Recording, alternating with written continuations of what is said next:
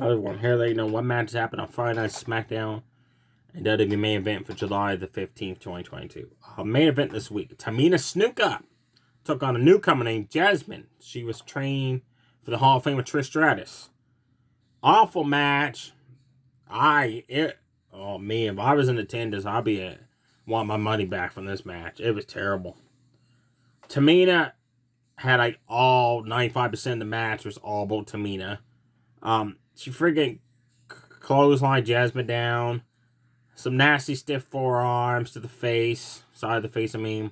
Back-to-back snap suplexes. Scoop slam. Jasmine finally got some offense in with some body shots. Then top rope cross body. Then she she jumped off the top rope to do a sunset flip. And she messed up. It was pathetic to see. Tamina is like, you know what? Enough of this crap. Super kick, 1, 2, 3, match over. And the audience was dead for this match. Like, they weren't even booing or cheering. They were just completely silent. If I was Jasmine, honestly, I might want to get trained by somebody than Trish Stratus, because what I got to see, of the little bit I got to see of her, yeah, not good. The other match, the main event, to me, was an amazing match. You got to check it out. Mustafa Ali versus Akira Tozawa, with Cedric Alexander ringside pairing him and Mustafa Ali is going to become a tag team now. So what the hell about Shelton Benjamin? I guess he's out the door, I guess. Which is a shame. Tozawa sent Ali so fast into the turnbuckles, the middle one. Ali, when he hit that middle turnbuckle, it was like a whiplash effect. Tozawa did a hurricanrana into transition to the octopus stress. That was cool. Ali hit a nice spin kick. Here, Tozawa answered back for a roundhouse spin kick. Knocked Mustafa Ali's lights out almost. Ali did a sunset flip into a huge powerbomb. That was awesome. Then he did a barrel roll into a neck breaker sequence. And then he finished it off with a 450 splash for the 1, 2, 3. That's the Mustafa Ali I want to see in action. Not Mustafa Ali we get on Monday Night Raw where they hold him back from doing what he can do. Give that Mustafa Ali we saw in main event that stole the show with Akira Tozawa, put him on Raw. Those matches he's being will pick right back up. The audience would be in amazement mode. But no, we get the Mustafa Ali that gets his ass kicked every match on Raw and then does a couple fancy moves and wins it. That's Mustafa Ali I want to see. So definitely check this match out, folks. Now on to SmackDown. We were supposed to have Aaliyah versus Lacey Evans. This was set up from last week when Lacey knocked her out with the woman's right. Lacey Evans came out. The audience was dead for this, by the way. They had no interest in this Lacey Evans character change of her being in the Army, fighting for America, and all this stuff going on for family and that. Like, we've seen this before throughout WWE over the years. It never works. So they're trying to Lacey Evans. It ain't working. Lacey just ended up walking away. So the match never happened. I want to see the old Lacey Evans. So hopefully that's where they're going to go with this. I want to see Lacey Evans came out wearing like the flower hat, the dress, and the purse, and just kicked everybody's ass. And then like deliver the woman's right, and then like pull a handkerchief out and just like put on her face. I'm like, I'm sorry, dear, that had to hurt. There you go, clean yourself up. I love that Lacey Evans. I want to see her back. That character. And I noticed something. All these theme music is really cool, right? So I like them. I was like, it sounds so familiar. It's the exact same theme song from the Saw franchise. They just may have changed the tone up, but if you listen to the Saw theme song and Aaliyah's theme song, it's the same thing. That's what's so catchy about it, which I like. Drew McIntyre took on Ridge Holland this week, one-on-one. As soon as that bell rung, McIntyre overhead tossed Ridge Holland. He loves doing that move. Then he ticked off Sheamus at ringside with Pete Dunne when he did the 10 beats of the Bowery on Ridge Holland. Outside of the ring, Ridge Holland sent McIntyre face first to the ring post, and then 2 headbutts to the midsection. They got back of the ring, he picked him up, hit a power slam, McIntyre kicked out. Drew did the old Shawn Michaels lip up, headbutt of his own, just leveled Ridge Holland. That was it for Ridge. Then again, he pissed off Sheamus by doing white noise, the other move Sheamus does. Followed up with a Claymore kick for the 1, 2, 3. So McIntyre picks up the win. It was a good match. I just wish it went a lot longer than it did. It was way too short. And again, they're going to hold off with Sheamus and McIntyre, I guess, to SummerSlam, which I do not want to see these two fight again. I love seeing McIntyre versus Pete Dunne and Rich Holland and somebody new, right?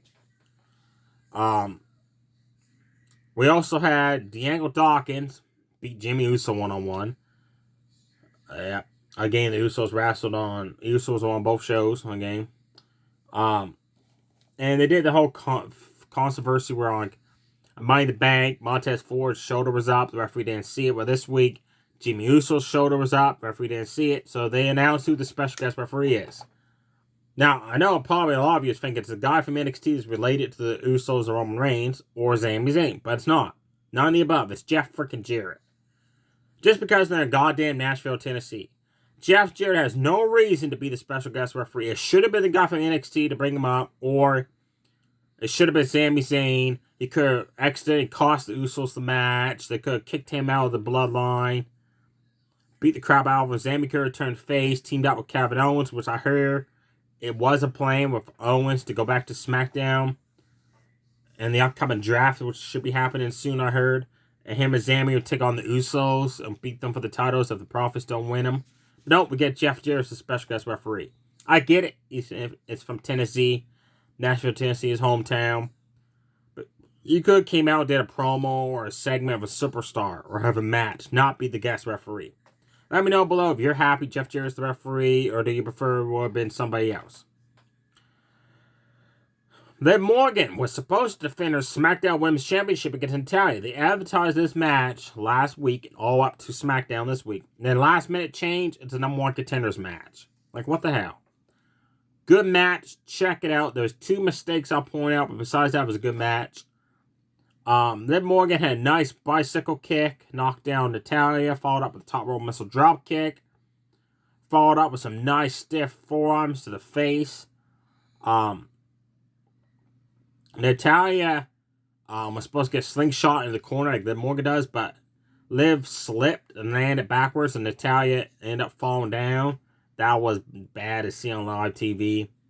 And then Natalya put Liv Morgan on the top rope, and Liv slid off of it, so Natalya had to grab her and put it back up again. That I didn't like seeing. That was the other mistake. Natalya picked Liv Morgan up for the top rope, spun her around, and just powerbombed the shit out of her.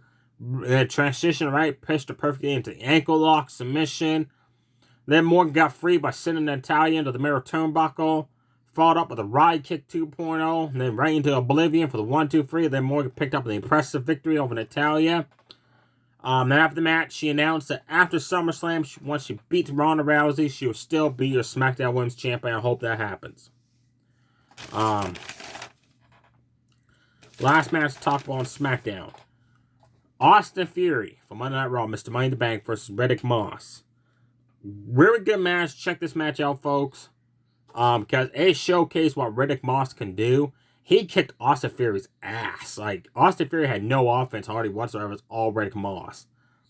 Like, Austin Theory bounced Riddick's face off a turnbuckle. Riddick Moss grabbed hold of him, bounced his face repeatedly off 2 different turnbuckles.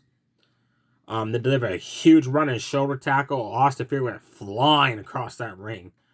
They fought outside. Riddick Moss ran for utter running shoulder tackle. This time we stopped on, Austin Theory jumped up with a leapfrog. Riddick Moss hit the steel ring steps. They fought back in the ring.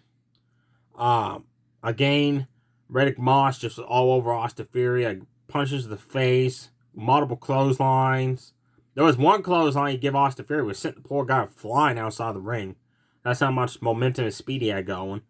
Delivered one awesome-ass spine buster on Austin Theory. Austin Theory did a leapfrog again, but this time he didn't get up high enough, so there was kind of a scramble there. Like, Austin Theory almost landed on the back on his neck a wrong way, but thankfully Riddick Moss was able to grab a hold of him to stop it from happening and just like basically walk backwards and fall into the turnbuckles there, just to save Austin Theory from injury. Austin Theory went outside the ring and wanted no more Riddick Moss, and smashed him across the face of the briefcase. So Riddick Moss won by disqualification. Then after the match, Austin Theory smashed him twice more with the briefcase, and Austin Theory took off. So there you have it, folks. Definitely check out Liv Morgan versus Natalya one-on-one. Except for the 2 mistakes that happened, it's still a very good match. Definitely check out Riddick Moss versus Austin Theory to see how great of a talent superstar Riddick Moss is. McIntyre versus Rich Holland's good to watch. It was just way too short. And definitely on main event, check out Mustafa Ali versus Akira Tozawa. The other matches, you did not miss nothing, folks. Stay safe, everybody. Too sweet. Bye.